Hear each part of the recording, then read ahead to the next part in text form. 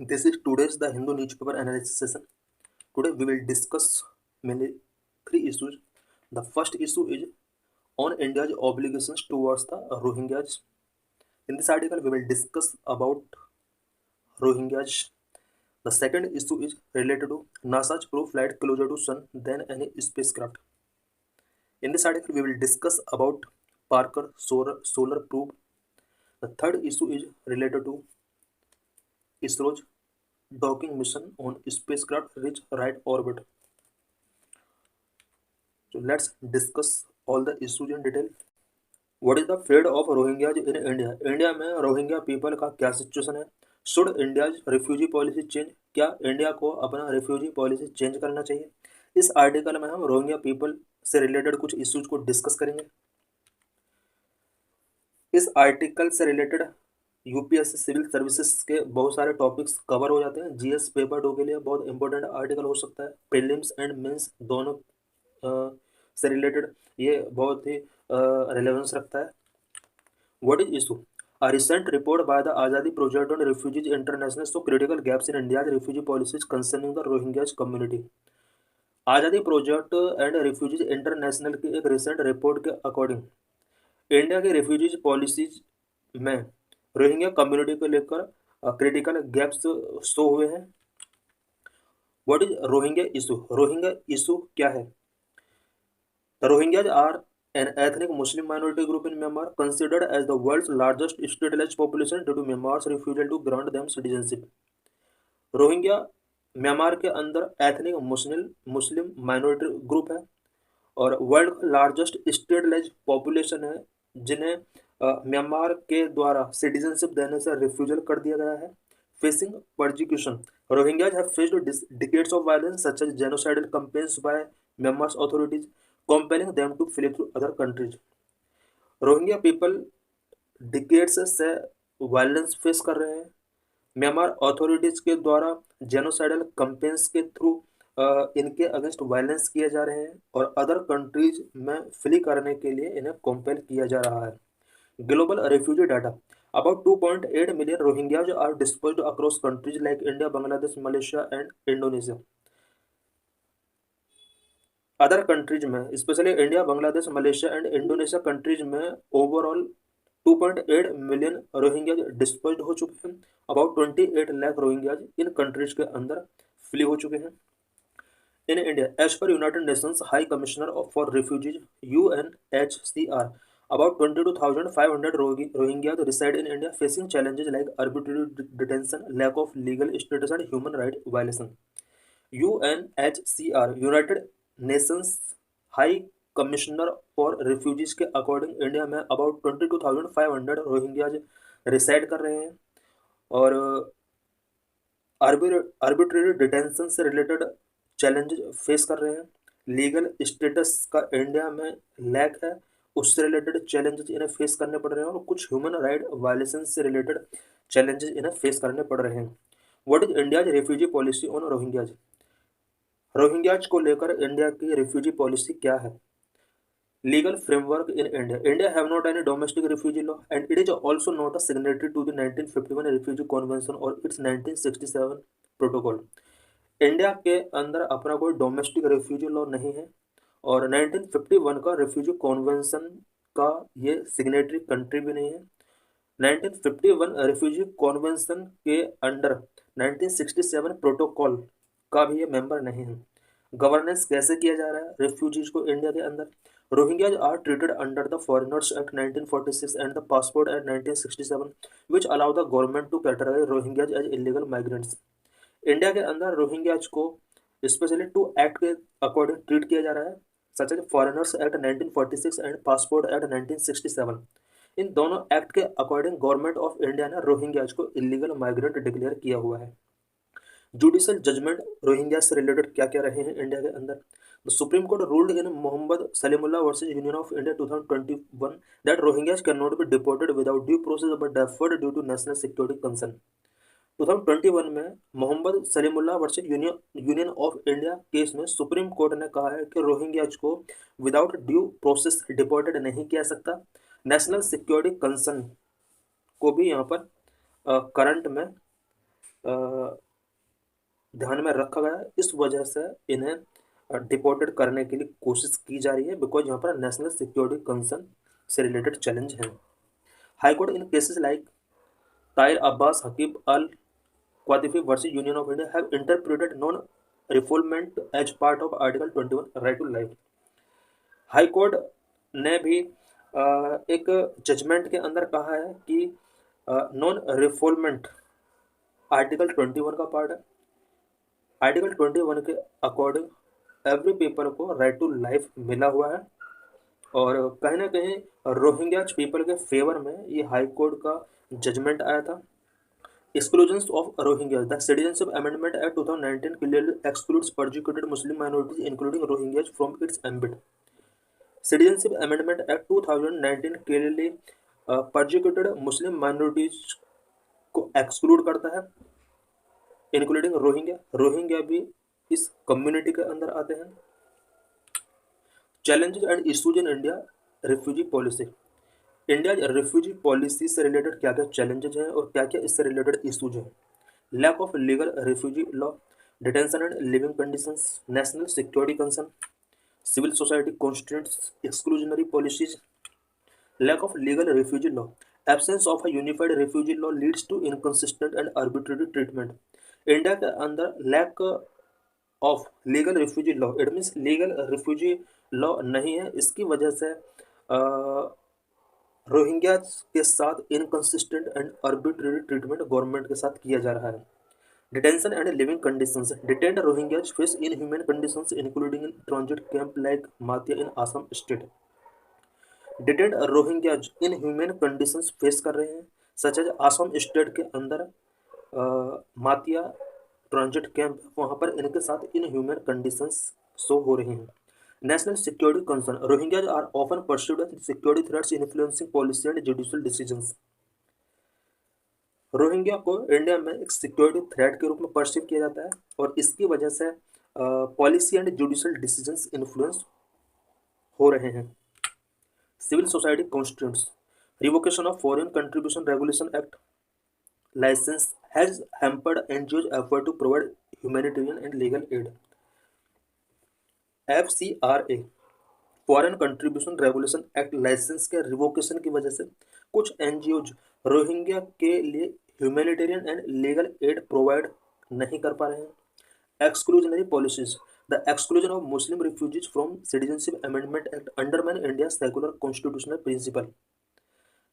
Citizenship amendment act से Muslim refugees को जिस तरह से एक्सक्लूजन किया गया है, ये इंडिया की सेकुलर कॉन्स्टिट्यूशनल प्रिंसिपल को कहीं ना कहीं अंडरमाइन करता है। International convention on refugees, refugees से रिलेटेड इंटरनेशनल कॉन्वेंशन क्या क्या है। Number 1, 1991 refugee convention and 1961 protocol. It ensures the principle of non refoulement, preventing the return of refugees to place where they face torture और persecution. 1991 refugee convention and 1961 protocol के अंदर ये ensure किया गया है कि नॉन रिफॉल्वमेंट नहीं किया जाएगा, और रिफ्यूजीज को उस प्लेस पर रिटर्न नहीं किया जाएगा जिस प्लेस पर उनके साथ टॉर्चर या परसिक्यूशन जैसी सिचुएशंस थी। Other treaties, number 1, convention on rights of the child, it advocate for the welfare of refugee children, refugee children के वेलफेयर के लिए CRC वर्क करता है। Number 3, international convention on civil and political rights, ICCPR, protect people from torture और inhuman treatment on return. Return के बाद people को अगर टॉर्चर किया जाता है, इनह्यूमन ट्रीटमेंट उनके साथ किया जाता है, तो उसके लिए ICCPR के अंदर प्रोविजन किए गए हैं। What should be done, next क्या करना चाहिए। Number 1, need a legislative framework. Number 2, strengthen judicial oversight. Number 3, international collaboration को बूस्ट करने की जरूरत है। Number 4, improve living conditions. Number 5, community involvement. Need a legislative framework, need to formulate a comprehensive domestic refugee law that align with international conventions।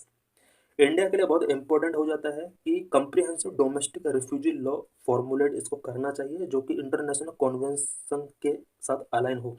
Strengthen judicial oversight, reinforce the judiciary's role in upholding non refoulement under Article 21। Article 21 के अंदर Indian judiciary ने जिस तरह से non रिफॉल्वमेंट को uphold करके रखा है, इसको रिइंफोर्स किया जाना चाहिए। International collaboration need to work with global bodies such as UNHCR to develop sustainable solution for the Rohingya crisis. Rohingya crisis को सॉल्व करने के लिए global bodies such as UNHCR के साथ वर्क करना चाहिए। Number 4, improve living condition need to ensure human detention centers with adequate resources such as food, healthcare and education. In human detention centre ensure किए जाने चाहिए और उसके साथ साथ पीपल को, जो रोहिंग्या पीपल है या फिर रिफ्यूजीज हैं, उन्हें food, health care and education से रिलेटेड प्रॉपर फैसिलिटीज प्रोवाइड की जानी चाहिए। Community involvement empower NGOs and local community to support refugee rehabilitation. Refugee rehabilitation के लिए एनजीओ एंड लोकल कम्युनिटीज को एम्पावर किया जाना चाहिए। Conclusion, India as a democratic country committed to human dignity must align its policies with global humanitarian norms. India जो कि democratic country और human dignity को इंश्योर करने के लिए कमिटेड है, इंडिया को अपनी पॉलिसीज को ग्लोबल ह्यूमैनिटेरियन नॉर्म्स के साथ अलाइन करना चाहिए। India should ensure the safety and wellbeing of Rohingya refugees while balancing national security concern. India national security concern को बैलेंस भी करना चाहता है। इस बैलेंसिंग के प्रोसेस में safety and wellbeing of Rohingya refugees को इंश्योर करना चाहिए। यूपीएससी सिविल सर्विसेज एग्जाम में प्रीवियस ईयर क्वेश्चंस 2016 में क्वेश्चन पूछा गया था। Consider the following pairs community sometimes in affair of mentioned in the news. Kurd, Bangladesh, Madhesi, Nepal, Rohingya, Myanmar. Which of the pair given above is are correctly match? The answer is C, 2 and 3 इसका correct है। Matching 1 correct नहीं है। 2 Madhesi, it means Madhesi Nepal से belong करते हैं, Rohingya Myanmar से belong करते हैं। This is previous year mains question related to this article. Refugees should not be turned back to the country where they would face persecution or human rights violations. Examine the statement with reference to the ethical dimension being violated by the nation claiming to be democratic with open society. Refugees को उस country में वापस नहीं भेजना चाहिए जिस country में उनके साथ परसिक्यूशन और ह्यूमन राइट्स वायलेशन हुआ है। इस स्टेटमेंट का एथिकल डायमेंशन के साथ एग्जामिन करना है। 2021 में क्वेश्चन पूछा गया था। ISRO successfully launched PSLV 660 SpaceX mission. In this article, we will discuss about PSLV 660 SpaceX mission. The Indian Space Research Organization has launched the much-awaited PSLV 660 mission. ISRO ने recently PSLV 660 mission, जो कि much awaited था, इसको launch किया है। PSLV 660 mission will test critical technologies to enhance human spaceflight capabilities and interplanetary exploration in future. PSLV 660 mission human spaceflight capabilities and interplanetary exploration को enhance करने के लिए क्रिटिकल टेक्नोलॉजीज से रिलेटेड टेस्ट करेगा। About PSLV 660 mission, PSLV 660 mission के बारे में कुछ पॉइंट्स हैं। PSLV 660 mission carries 2 satellites weighing 220 kilogram each. PSLV 660 mission 2 satellite को कैरी किया है इसने, जिसका वेट 220 किलोग्राम है। ईच सैटेलाइट का ये वेट है। अभी 2 सैटेलाइट्स जो ये इसने कैरी किया है, number 1 SDX-01 which is also known as Chaser and SDX-02 which is also known as Target. Both satellites will rendezvous, dock and undock in a low Earth orbit as part of space docking experiment SpaceX. दोनों satellites rendezvous, dock and undock करेंगे और ये जो होगा ये लो earth orbit में होगा, जो कि स्पेस डॉकिंग एक्सपेरिमेंट का एक पार्ट है। This mission work as a precursor to India's future space station, Bharatiya Antariksh station. India future में चाहता है कि इसका अपना space station, Bharatiya Antariksh station होना चाहिए। उस ड्रीम को कंप्लीट करने के लिए ये मिशन एक प्रीकर्सर के तौर पर वर्क करेगा। Additionally, the fourth stage of the PSLV 660, known as the PSLV Orbital Experimental Module POEM-4, will host 24 payloads designed by ISRO, academia, and private companies, with showcasing India's collaborative space ecosystem. PSLV 660 का fourth stage होगा, जिसको PSLV orbital experimental module poem 4 के नाम से जाना जाता है। ये 24 पेलोड्स को होस्ट करेगा जो कि ISRO academy and private companies के द्वारा डिजाइन किया गया है। बिकॉज ये ISRO academy and private companies के थ्रू डिजाइन किया गया है, ये कहीं ना कहीं शो करता है कि इंडिया का अपना स्पेस इकोसिस्टम में कोलैबोरेशन अब इंक्रीज हुआ है। Highlights of the PSLV C60 mission core satellite experiment SPADEX। Satellites will start at 20 km distance and gradually reduce the gap to 3 metre. Satellite 20 kilometre distance के साथ start होंगे और gradually इनके बीच का जो गैप होगा 3 मीटर तक रिड्यूस हो जाएगा। After docking and before undocking power transfer will be demonstrated. Payloads and capabilities. Chaser equipped with high resolution camera. Chaser के अंदर हाई रेजोल्यूशन कैमरा इक्विप किया गया है। Target carries radiation monitor and multi spectral payloads. बात अगर target की जाए तो ये radiation monitor and multi spectral payloads को कैरी करेगा। Poem for payloads. Walking robotic arm developed by IISU mimicking an inchworm for targeted mobility. Debris capture manipulator is designed to capture space debris. Space debris को capture करने के लिए debris capture manipulator बनाया गया है। RBSat-1 studying but gut bacteria to understand astronaut health. Astronaut health को understand करने के लिए गट बैक्टीरिया को स्टडी करने के लिए RBSat लॉन्च किया गया है। APEMS examining spinach cell growth in microgravity. Microgravity में स्पिनक सेल किस तरह से ग्रोथ होगा इससे रिलेटेड एग्जामिनेशन करने के लिए APEMS यूज किया जाएगा। व्हाट आर की माइलस्टोन ऑफ 2024 में इंडिया ने क्या क्या अपॉर्चुनिटी गेन की है। PSLV C59 mission. ISRO successfully launched the European Space Agency's ESA Proba-3 mission aboard the Polar Satellite Launch Vehicle PSLV C59 rocket। India ने PSLV C59 रॉकेट के through European space agency के Proba three mission को successfully launch किया था। Gaganyaan preparations. Assembly of HLVM-3 began for the first uncrewed mission. First uncrewed mission को launch करने के लिए इंडिया ने HLVM-3 से रिलेटेड असेंबल करना शुरू कर दिया है। Looking ahead. Gaganyaan uncrewed mission. This mission stepping closer to human space flight. Human space flight की तरफ एक important step Gaganyaan uncrewed mission हो सकता है बिकॉज इंडिया चाहता है कि अनक्रूड मिशन इंडिया की तरफ से लॉन्च किया जाए। NASA ISRO SAR mission a joint innovation to enhance global monitoring capabilities. Global monitoring capabilities को एनहांस करने के लिए इंडिया और USA के नासा एंड इसरो की तरफ से सार मिशन एक जॉइंट इनोवेशन के तौर पर लॉन्च किया गया है। First Indian space since 1984। Shubhanshu Shukla to fly abroad the Axiom four mission to the International Space Station. Axiom four mission के अंडर इंटरनेशनल स्पेस स्टेशन के अंदर इंडिया का एक पर्सन शुभांशु शुक्ला अब्रोड होगा एक्सॉम-4 मिशन के अकॉर्डिंग और ये सारे जो हैं ये आने वाले टाइम में लॉन्च किए जाने हैं।